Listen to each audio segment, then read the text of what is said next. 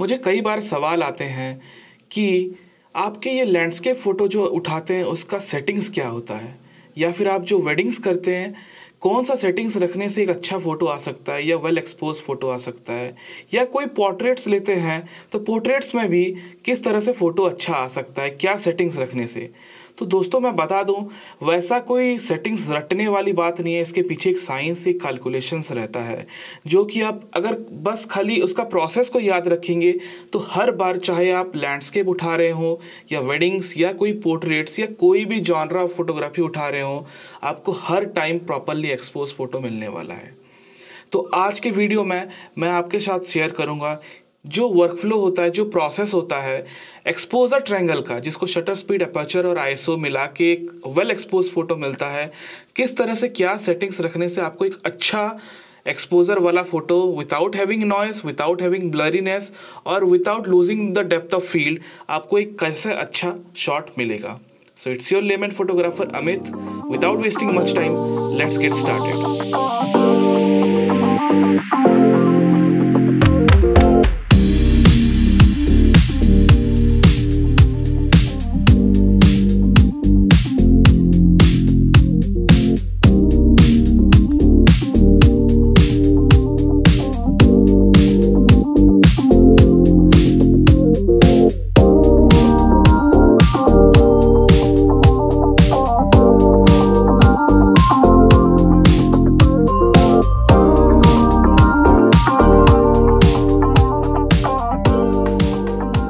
जैसे भी फोटोग्राफर हो, चाहे अमेचर, बिगिनर, एडवांस्ड या एंथुसियास्ट, आप एक टर्म जिसे एक्सपोजर ट्रायंगल कहा जाता है, अगर आपको विस्तार में बताऊं तो एक्सपोजर ट्रायंगल 3 एंटिटी से बनाया जाता है।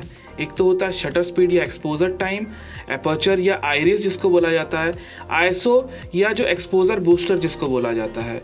ये तीनों के कारण ही एक प्रॉपरली एक्सपोज फोटो मिलता है, और इन तीनों एंटिटीज के कारण हम कुछ ऐसा फोटोज बना सकते हैं जो एक नॉर्मल फोटो को एक सुपर लॉन्ग एक्सपोजर बना देता है, या फिर एक वाइडर एपर्चर के फोटो को नॉर्मल फोटो से इतना ब्लरी फोटो, ब्लरी तो नहीं कहूँगा, बुके वाली फोटो जो आजकल के ट्रेंड में चला है, बुके या बुका जो भी बोला जा सके, वैसा फोटोज आपको मिल सके, या फिर ग्रुप फोटोज जितने भी हैं वो परफेक्टली एक्सपोज होकर निकल सकें।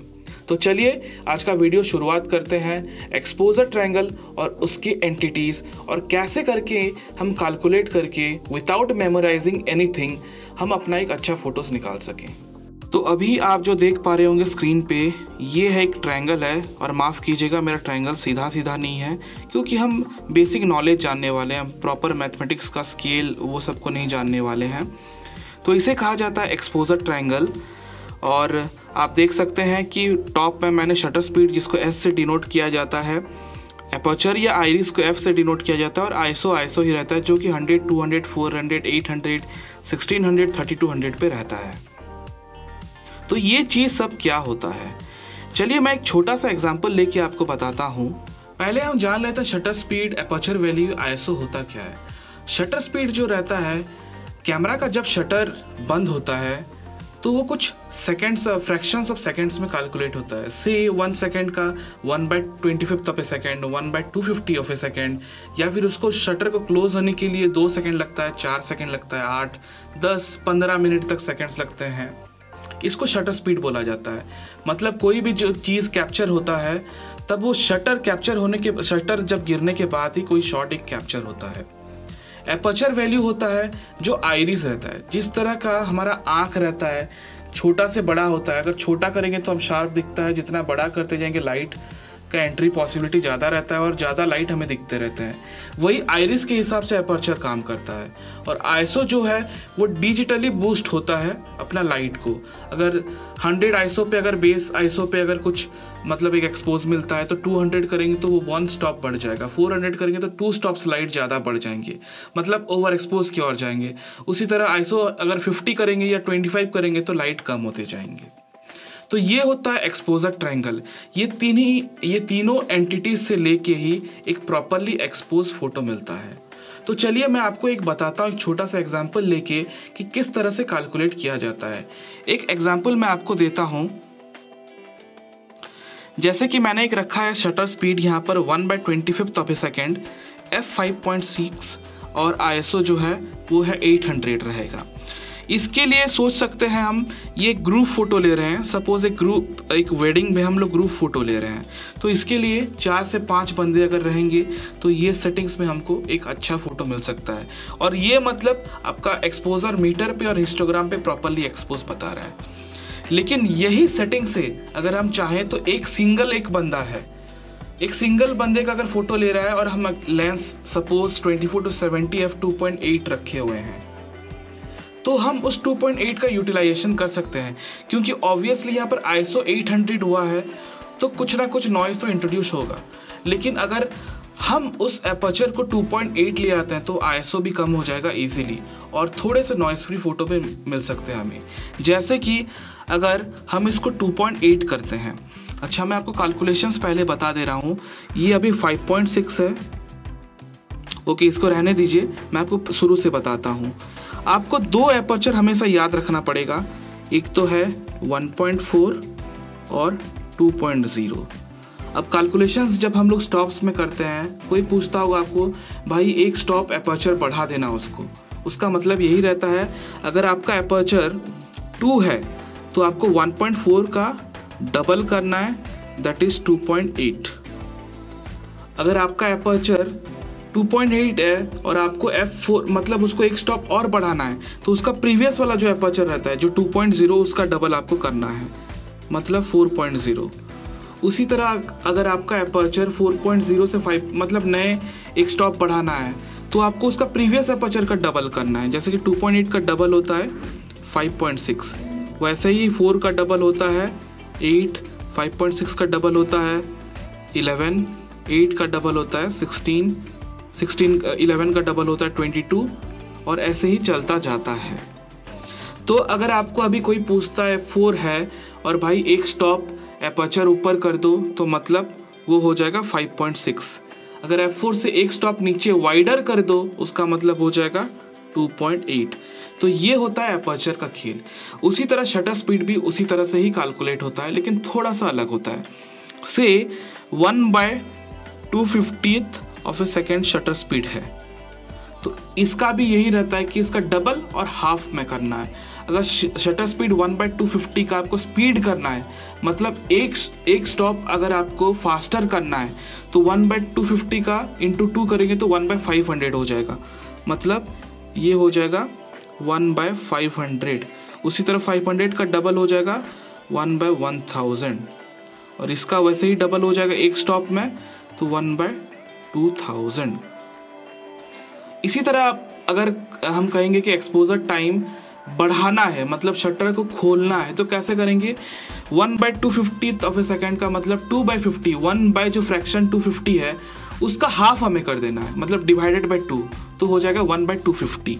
मतलब इसी तरह से ये 1/125 हो जाएगा। उसका एक स्टॉप अगर नीचे गिराएंगे तो 1/60 हो जाएगा, उसका एक स्टॉप 1/30 एंड सो ऑन। इसी तरह से शटर स्पीड काम करता है। और अगर ISO की बात करें, अगर ISO आपका 800 है तो सिंपली डबल करना, एक स्टॉप बढ़ाना है, मतलब वो हो जाएगा 1600 और एक स्टॉप अगर कमाना है तो आपको हो जाएगा 400। लेकिन ISO से बढ़ाएंगे तो एक्सपोजर बढ़ेगा, मतलब ब्राइटनेस बढ़ेगा, ISO कमाएंगे तो ब्राइटनेस कमेगा। उसी तरह से एपर्चर को अगर कमाएंगे, f4, f2.8, f2, f1.4 करेंगे तो आइरिस का साइज बड़ा होगा और लाइट हमें ज़्यादा मिलेगा। अगर 5.6, f8, f11 करेंगे तो क्या होता जाएगा, आइरिस का साइज छोटा होगा और लाइट का एंट्री कम आएगा, लेकिन शार्पनेस जितना बढ़ाएंगे उतने में बढ़ेगा। और जितना वाइडर डेप्थ ऑफ फील्ड की तरफ जाएंगे आपका डेप्थ ज़्यादा बढ़ते जाएगा, मतलब जिसे बुके कहा जाता है, सब्जेक्ट से जो बैकग्राउंड का सेपरेशन है वो बढ़ते जाएगा। तो चलिए अब देखते हैं इस एग्जाम्पल को हम लोग दूसरे जॉनरा ऑफ फोटोग्राफी में कैसे यूज़ कर सकते हैं। आई होप मैंने अभी तक आपको जितना बताया है वो आपको मेमोराइज हो गया होगा। अगर मेमोराइज भी नहीं होता है तो आप जितना मैं बताया आप स्क्रीनशॉट लेके वो कैलकुलेशन को रख सकते हैं। तो आपको हर बार सेटिंग्स किसी पर्टिकुलर फोटो का याद रखना नहीं पड़ेगा, बस आपको आदत लगाना पड़ेगा कि 1 स्टॉप इंक्रीमेंट या 1 स्टॉप डिक्रीमेंट क्या होता है। अच्छा, उसके बीच में 1/3 ऑफ इंक्रीमेंट, 2/3 ऑफ इंक्रीमेंट भी होता है, मैंने आपको वो बताया नहीं है क्योंकि वो उतना इफेक्टिव नहीं होता है। हाँ, अगर आप पिक्सल पीपर जैसे काम करते हैं या फिर आपको पूरा परफेक्ट से परफेक्ट पूरा मतलब एक्सपोजर चाहिए तो काम आ सकता है, लेकिन इतने में भी आपका बहुत अच्छा काम हो जाएगा। तो चलिए आगे बढ़ते हैं। तो फिलहाल मैं इसको अभी इरेज कर देता हूं और आपको जो पहले मैंने सेटिंग बताया था उस सेटिंग से देखते हैं कि अलग अलग जॉनरा ऑफ फोटोग्राफी जैसे कि लैंडस्केप और पोर्ट्रेट के साथ मैं कंपैरिजन करने वाला हूं, वही सेटिंग्स हम लोग कैसे चेंज करके फ़ोटो उठा सकते हैं। तो फिलहाल अभी मैं इसको इरेज कर देता हूं जितना हो सके।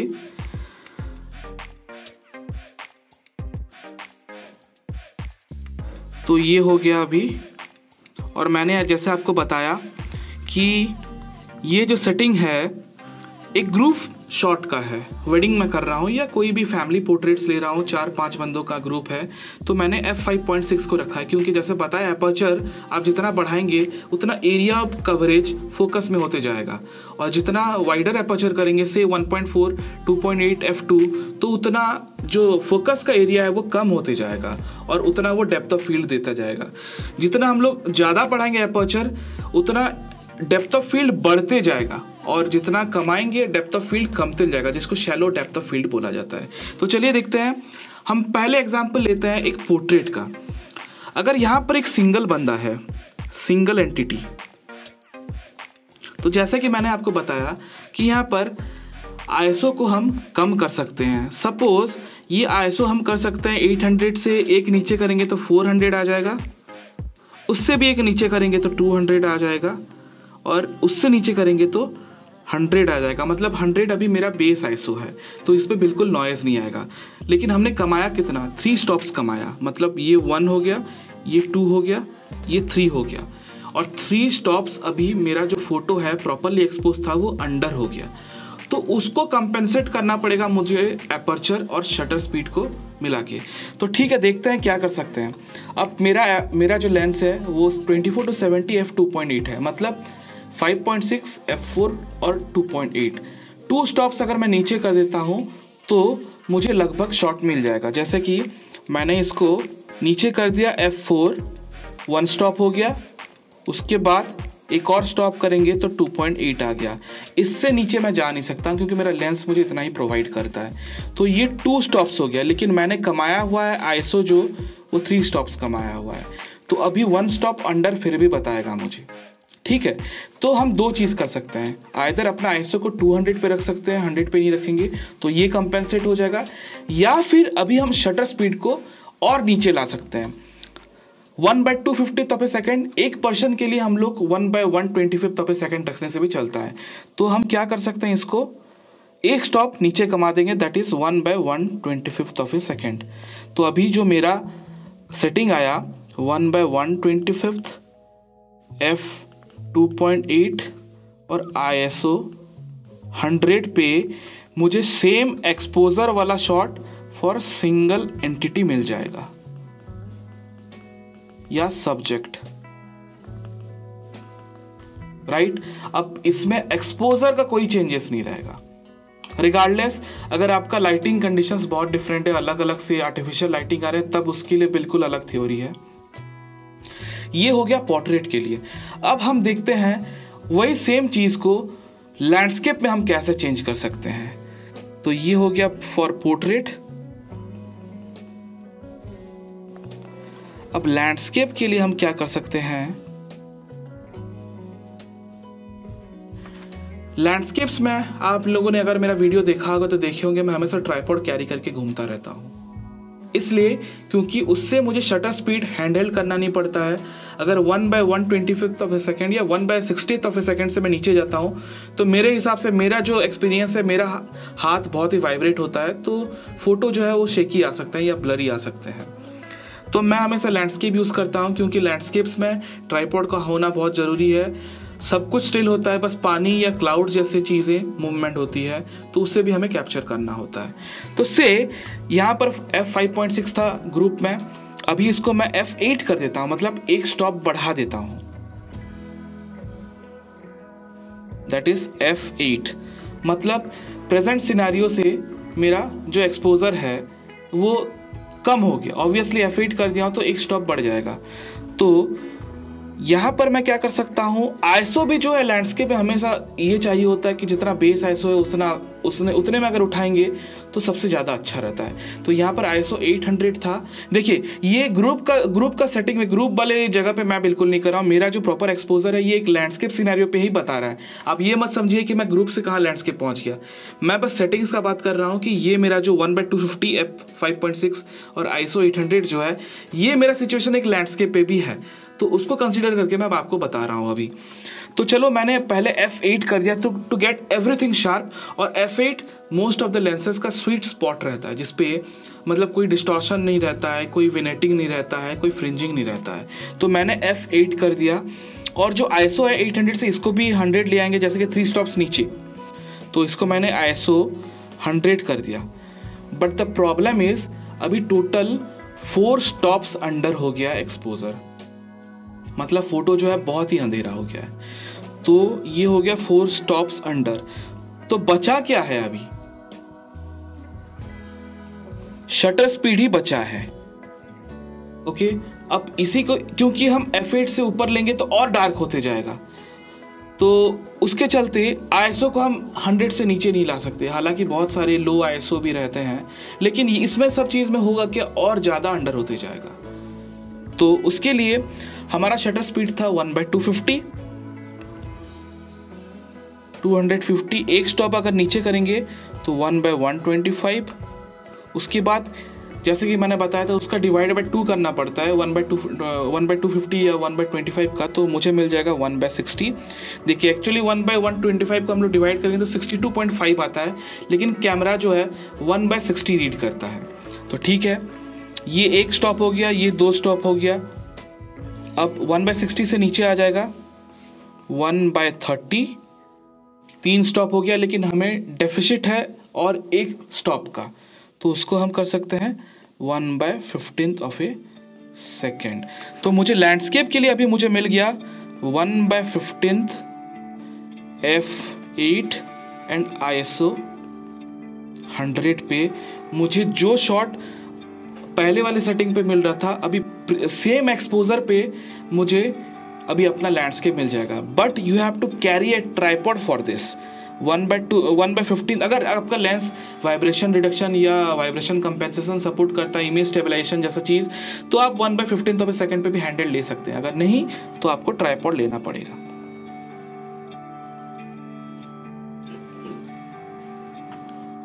तो आई एम श्योर आपको ये आज का जो वीडियो था वो बिल्कुल पसंद आया होगा, और जो मैंने अपने इंसाइट्स आपको प्रोवाइड किए, जितने मेरे नॉलेज में मैंने इन्फॉर्मेशन कैप्चर किया है, वो मैं आपको शेयर करने में सक्सेस रहा हूँगा। क्योंकि मुझे बहुत सारे बिगिनर्स अमेचर्स लोगों के क्वेश्चंस आते हैं कि सेटिंग्स क्या होना चाहिए जिससे हम अपना फ़ोटो एक्सपोजर प्रॉपरली एक्सपोज करके एक फ़ोटो निकाल सकते हैं। वैसे जैसे मैंने बताया कोई सेटिंग्स नहीं होता है, बस जो फॉर्मूला है स्टॉप्स का, ये सब बातें स्टॉप्स की है। अगर आपको स्टॉप्स का कैलकुलेशन आ गया है तो ईजिली आप अपने फोटोग्राफी में प्रॉपरली एक्सपोज करके मास्टर कर सकते हैं। चाहे वो लॉन्ग एक्सपोजर हो जैसे मैं स्टार्ट रेस करता हूँ, या फिर बड़े बड़े लॉन्ग एक्सपोजर टाइम के 2 मिनट 3 मिनट के फ़ोटोज़ लेता हूँ, या फिर हो कोई किसी का पोर्ट्रेट्स हो जैसे स्ट्रीट पोर्ट्रेट्स, ट्रैवल पोर्ट्रेट्स, या फिर वेडिंग के पोर्ट्रेट्स, या फिर ग्लैमर के पोर्ट्रेट्स हो।